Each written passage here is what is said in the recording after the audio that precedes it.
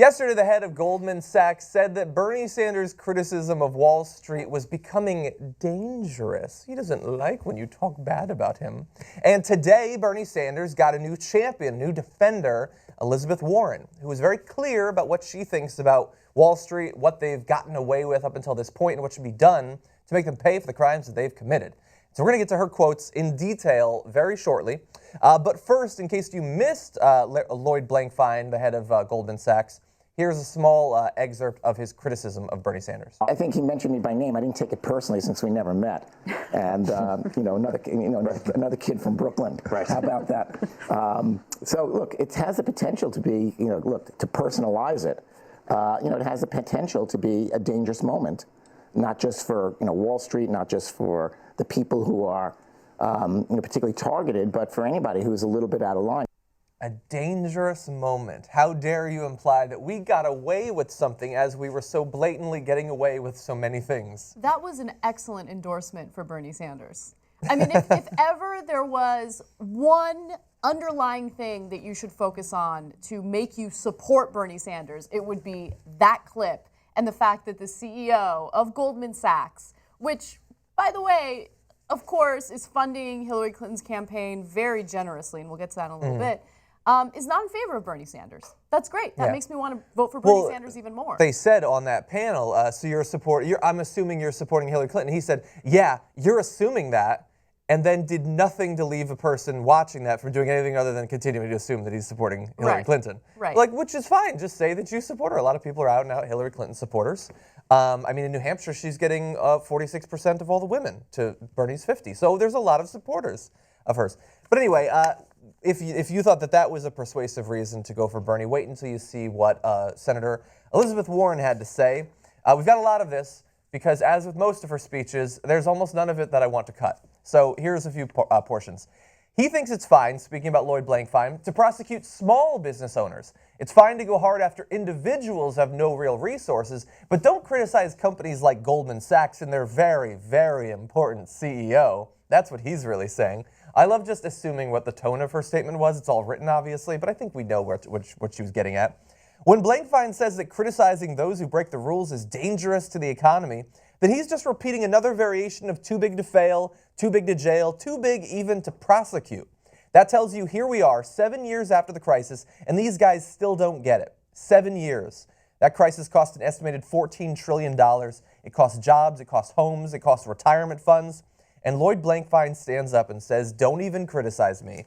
I ran a company that was right at the heart of some of the biggest financial frauds in history and made money off of it, but don't you dare criticize me. That's his position. That's why we need voters to get really engaged. I have a lot more where that came from. But it's so laughable, the idea that, you guys are being so mean. Obama once called us fat cats, and now you're saying that we broke the rules somehow when you clearly had to break the rules. I mean, when banks have to pay these big settlements when investigations show that they were engaging in either overly risky or illegal behavior, that's not us implying that you broke the law. That's you admitting that you broke the law, except because you are very well connected and you're very rich, you don't have to ever go to jail. No individual broke a law. It was just the building where they went to work broke the law somehow. Maybe the website broke the law somehow, but not people. Certainly not people. I love every part of this story because take into consideration that what Lloyd Blankfein is saying when he says that Bernie Sanders is dangerous, that his rhetoric is dangerous, is not that he's dangerous to the American people. Bernie Sanders is dangerous to people like Lloyd Blankfein, the wealthiest people in the U.S. that dodge taxes, that keep pushing for deregulation or under-regulation. Yeah. I just read a Forbes article from 2012, by the way, which means that the number I'm about to give you is probably higher at this point. In 2012, Forbes magazine revealed that there was approximately $21 trillion in offshore tax havens, like the Cayman Islands and Switzerland. And so the reason why people are able to dodge their taxes like that is precisely because these people, like Lloyd Blankfein, fund these politicians to allow them to do it. Yeah. And so if you look at the money, follow the money. How much money has Goldman Sachs given to Bernie Sanders for his campaign? Zero. How much money has Goldman Sachs given to Hillary Clinton, right? About $760,000.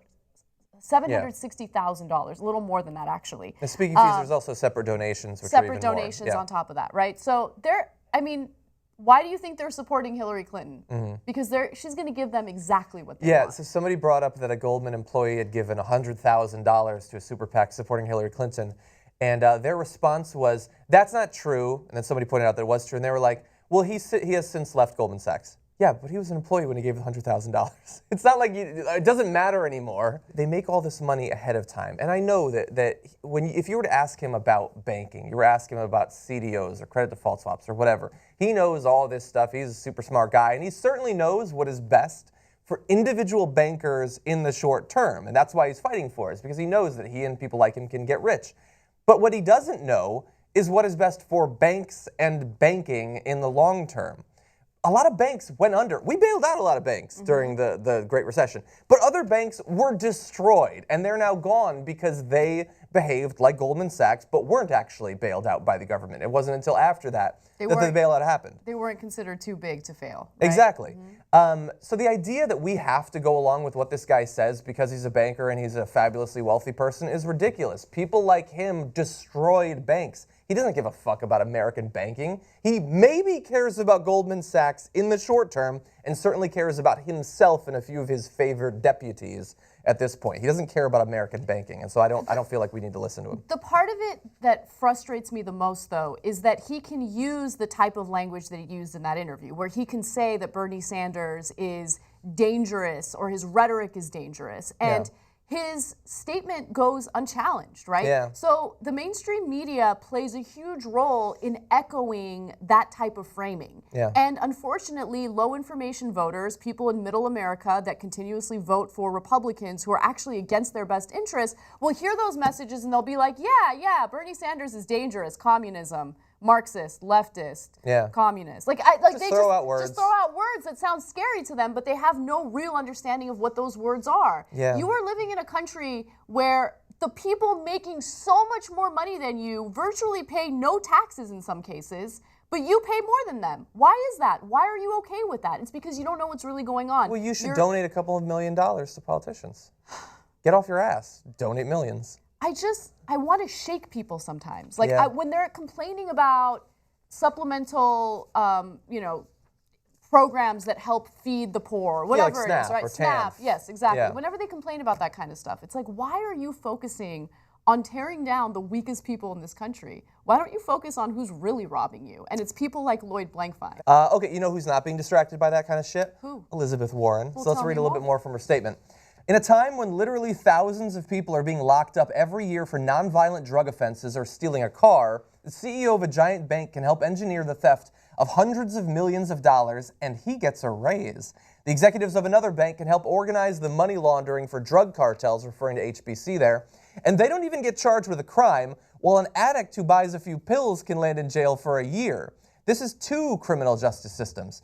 In the financial crisis of 2008, it was fraud right down at the heart of that crisis, and yet not one major bank executive was even charged, much less prosecuted and taken to trial. Not one.